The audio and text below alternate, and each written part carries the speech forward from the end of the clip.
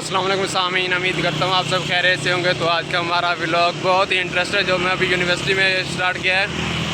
तो आज हमने सर के गुलदस्ते दिए हैं क्योंकि हमारा चेयरमैन चेंज हुआ और एक जो चेयरमैन गुजरा दोनों को दिए हैं। तो उसी के साथ अब मैं जा रहा हूँ वापस।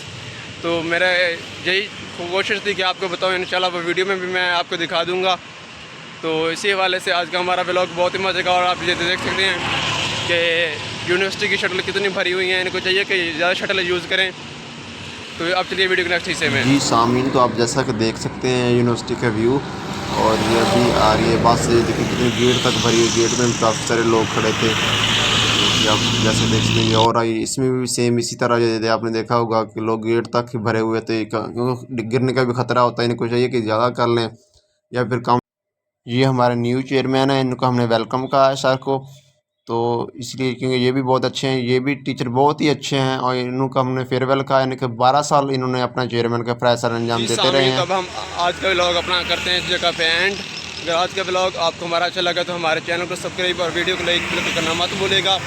बहुत बहुत शुक्रिया। अल्लाह हाफ़िज़, मिलते हैं नेक्स्ट वीडियो में।